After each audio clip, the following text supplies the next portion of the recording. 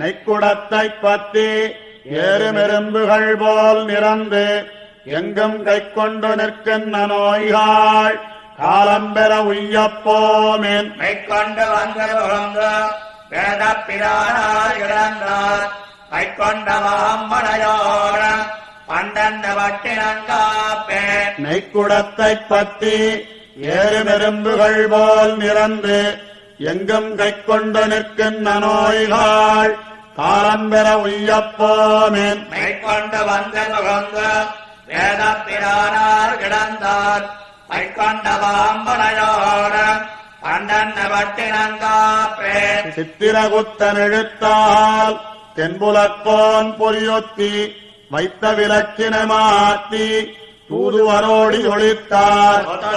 கடல் சேர்ப்பன் முதலிவாளர் முதல்வன் அத்தற்கமுதனடியேன் பண்டன்ன வட்டினங்காப்பேன். வயிற்றில் தொழுவை பிரித்து வன்புலச் சேவை அதக்கி கயித்து மக்காணி கழித்து காலிடை பாகங்கழத்தி ஏத்திரவன் கொண்ட. அனைவருக்கும் வணக்கம். இன்றைக்கி நாம் படிக்க போகிறது இயல் 4 உள்ள பெருமாள் திருமொழி. என்னுடைய ஆசிரியர் குலசேகர ஆழ்வார். குலசேகர ஆழ்வார் அவர்கள் எழுதிய பெருமாள் திருமொழியிலிருந்து ஒரு பாடலை தான் நம்ம என்ன செய்ய போகிறோம், படிக்க போகிறோம். அதுக்கு முன்னாடி அந்த பெருமாள் திருமொழியினுடைய நூல் குறிப்பை பற்றி நாம் என்ன செய்வோம், அறிந்து கொள்வோம். 4000 திவ்ய பிரபந்தத்தின் முதல் 1000ல் 691வது பாசுரம் பாடப்பகுதியில் கொடுக்கப்பட்டுள்ளது. 4000 திவ்ய பிரபந்தத்தில் உள்ள முதல் 1000 அதில் உள்ள 691வது பாடல், அதாவது பாசுரம்னா பாடல், 691வது பாடல் நமக்கு என்ன செய்து பாடமாக கொடுக்கப்பட்டுள்ளது. பெருமாள் திருமொழி 4000 திவ்ய பிரபந்தத்தில் 5ஆம் திருமொழியாக உள்ளது. பெருமாள் திருமொழி என்பது 4000 திவ்ய பிரபந்தம் என்ற நூலினுடைய 5ஆம் திருமொழியாக அமைந்திருக்கிறது. இதில் மொத்தம் 105 பாடல்கள் உள்ளன. இதில் மொத்தம் எத்தனை பாடல்கள் இருக்குது அப்படின்னா 105, அதாவது 105 பாசுரங்கள் உள்ளன அப்படின்னு சொல்லி கூட சொல்லலாம். இதனை பாடியவர் குலசேகர ஆழ்வார். அதாவது பெருமாள் திருமொழியினுடைய ஆசிரியர் யாருன்னு சொன்ன குலசேகர ஆழ்வார். அவர்தான் இந்த நூலினை எழுதியிருக்கிறார். இவரின் காலம் 8ஆம் நூற்றாண்டு. இந்த குலசேகர ஆழ்வார் வாழ்ந்த காலம் அப்படின்னு பார்த்தா கிபி 8ஆம் நூற்றாண்டு. இவர் இந்த பெருமாள் திருமொழியை எழுதியிருக்கிறார். இப்போ நூல் நுழையும் முன் அப்படின்னு சொல்லி இருக்குல்ல, அதை பார்க்கலாம். தமிழர் பண்டைய நாட்களிலிருந்தே அறிவியலை வாழ்வியலோடு இணைத்து காணும் இயல்புடையவர்களாக இருக்கிறார்கள். அதன் விளைவாக சங்க இலக்கியத்தில் அறிவியல் கருத்துகள் நிறைந்துள்ளன. அதற்கு இணையாக பக்தி இலக்கியங்களும் அறிவியல் கருத்துகள் செறிந்திருக்கின்றன இல்லையா. பண்டைய காலங்களில் பார்த்தீங்கன்னா சங்கத்தமிழர்கள் எழுதிய பக்தி இலக்கியங்களில் கூட அறிவியலை இணைத்து எழுதியிருக்கிறார்கள். அதனால தான் இன்றைக்கி உலகிற்கே வழிகாட்டக்கூடிய ஒரு நிலையில் யார் இருக்காங்க அப்படின்னு சொல்லி பார்த்தா தமிழர்கள் இருக்கிறாங்க. தமிழர்கள் பண்டைய நாட்களிலிருந்தே அறிவியலை வாழ்வியலோடு இணைத்து கொண்டவர்கள், வாழ்வியலோடு இணைத்து அதனுடைய இயல்பை அறிந்து கொண்டவர்கள் தமிழர்கள். அதன் விளைவாகத்தான் சங்க இலக்கியங்களில் அறிவியல் கருத்துகள் நிறைந்துள்ளன. சங்க இலக்கியங்களை எடுத்துக்கிறவங்களேன், 8 தொகை நூலாக இருந்தாலும் சரி, 10 பாட்டாக இருந்தாலும் சரி, எந்த நூல்களாக இருந்தாலும் சரி, சங்க இலக்கியங்களை எழுதிய புலவர்கள் வாழ்வியல் கருத்துக்களை கூட அறிவியல் கருத்துக்களோடு இணைத்து எழுதியிருக்கிறார்கள் அப்படின்னு சொல்லலாம். அதற்கு இணையாக பக்தி இலக்கியங்களிலும் அறிவியல் கருத்துக்கள் செறிந்திருக்கின்றன. சரி, சங்க இலக்கியங்களை எடுத்துக்கிட்டால் வாழ்வியல் கருத்துக்களோடு அறிவியல் கருத்துக்களை இணைத்து எழுதினாங்க சங்க தமிழர்கள். சரி, பக்தி இலக்கியங்களில் எழுதும்போது கூட அறிவியல் கருத்துக்களை சங்க தமிழர்கள் என்ன செஞ்சிருக்காங்க, இணைத்து எழுதியிருக்கிறார்கள் அப்படின்னு சொல்லி சொல்றாங்க. அப்போ பக்தி இலக்கியங்களில் கூட நிறைய அறிவியல் கருத்துக்கள் நிறைந்திருக்கின்றன அப்படின்னு நம்ம என்ன செய்யலாம், சொல்லலாம். இப்போ சங்க இலக்கியங்களை எடுத்துக்கிட்டிங்கன்னு வச்சிங்கன்னா 13,000 அடிகள் இருக்கு. சங்க இலக்கிய நூல்களில் உள்ள பாடல்கள்லாம் 13,000 அடிகள் இருக்கிறது. இந்த 13,000 அடிகளை எழுதிய புலவர்கள் அனைவருமே வாழ்வியல் கருத்துக்களை சொல்லும்போது அறிவியல் கருத்துக்களையும் இணைத்து சொல்லி இருக்கிறார்கள். அதுபோலதான் இந்த பக்தி இலக்கியங்களிலும் வாழ்வியல் கருத்துக்களையும் பக்தியையும் அறிவியலையும் சேர்த்து சொல்லியிருக்காங்க அப்படின்னு சொல்லலாம். அதை தான் இந்த நூலில் நம்ம என்ன செய்ய போறோம், பார்க்க போறோம். அடுத்தது பாருங்க, இந்த பெருமாள் திருமொழியில் வித்துவக்கோடு என்னும் ஊரில் உள்ள, இந்த வித்துவக்கோடுங்கிற ஊர் வந்து கேரள மாநிலத்தில் உள்ள பாலக்கோடு மாவட்டத்தில் வந்து இருக்குது. வித்துவக்கோடுங்கிற ஊர், அந்த ஊரில் எழுந்தருளில் இருக்கக்கூடிய இறைவன் யார் அப்படின்னு சொன்னால் உய்யவந்த பெருமாள். அந்த உய்யவந்த பெருமாளை இந்த குலசேகர ஆழ்வார் அன்னையாக உருவகித்து பாடுகிறார். அந்த பெருமாளை வந்து தன்னோட அன்னையாகவே உருவகித்து யார் பாடுறா? இந்த குலசேகர ஆழ்வார் பாடுகிறார். எப்படி பாடுறாருன்னு பாருங்க. வாளால் அறுத்து சுடினும் மருத்துவன் பால் மாளாத காதல் நோயாளன் போல் மாயத்தால் மீளா துயர்தரினும் வித்துவக்கோட்டம்மா நீ ஆளா உணதருளே பார்ப்பன் அழியனே. இல்லையா? வாளால் அறுத்து சுடினும். இல்லையா? இப்போ நமக்கு ஒரு நோய் வந்துருச்சுன்னு வச்சுக்கோங்களேன், நம்ம டாக்டர்கிட்ட போய் காட்டுறோம். உடனே டாக்டர் என்ன சொல்லுவார்? உடம்புல ஒரு கட்டியோ ஒரு ஏதோ ஒரு இடத்துல இருக்குது. உடனே டாக்டர் பார்த்த உடனே என்ன சொல்லுவார்?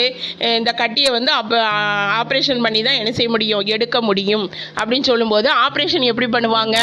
அவர்கிட்ட இருக்கக்கூடிய அந்த கத்தி, அந்த இது மெடிசினில் இருக்கக்கூடிய, மெடிக்கலில் இருக்கக்கூடிய, மருத்துவத்துறையில் இருக்கக்கூடிய அந்த கத்தி இதை வச்சு தான் ஆப்ரேஷன் பண்ணி எடுப்பாங்க. அப்போ நம்ம டாக்டர்கிட்ட போகும்போது கூட அவர் வந்து நம்ம கத்தியை வச்சு தான் நமக்கு ஆப்ரேஷன் பண்ணி அந்த கட்டியை எடுக்கன்னு சொல்லும்போது, அப்போ நம்ம என்ன சொல்லுவோம்? அப்போவும் நம்ம யாரை தான் வந்து நேசிப்போம்? அந்த டாக்டரை தான் நம்பி அங்கே போவோம். அந்த டாக்டரை தான் நம்பி அந்த இடத்துல போய் நம்ம என்ன செய்வோம்? மருத்துவம் பார்க்க போவோம்.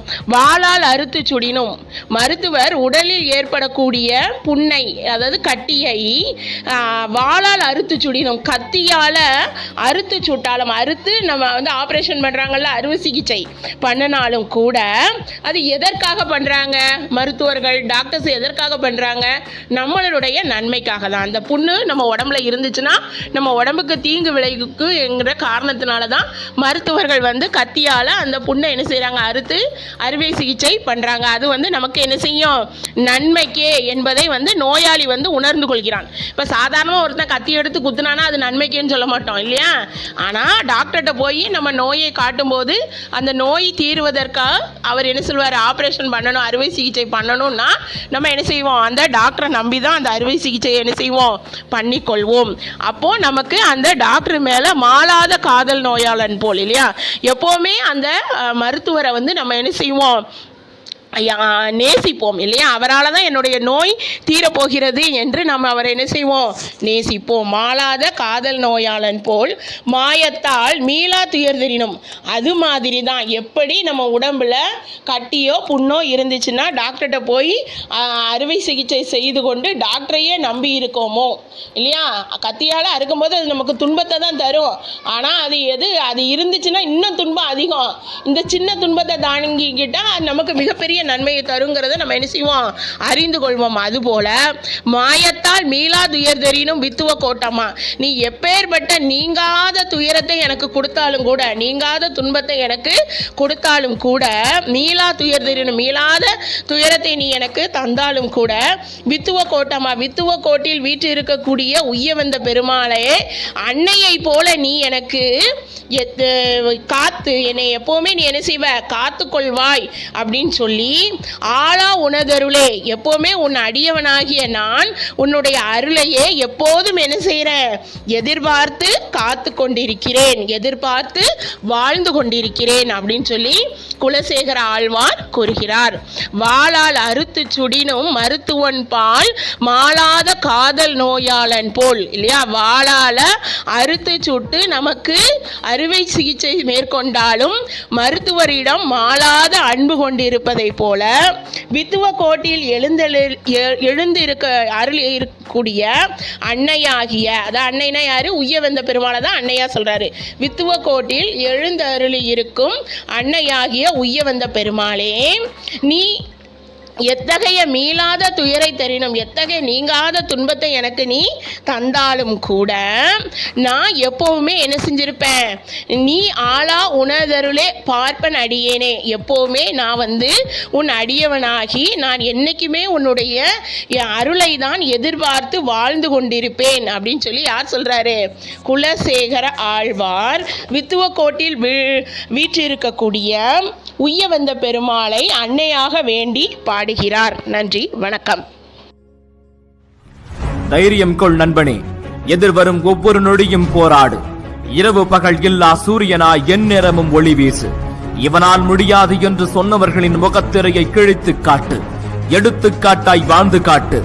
1000 தோல்விகளால் வீழ்ந்தாலும், ஏன் மரணமே அடைந்தாலும் கல்லறையிலும் வெற்றிக்காக போராடு. ஆம், கல்லறையிலும் வெற்றிக்காக போராடு. நன்றி, வணக்கம்.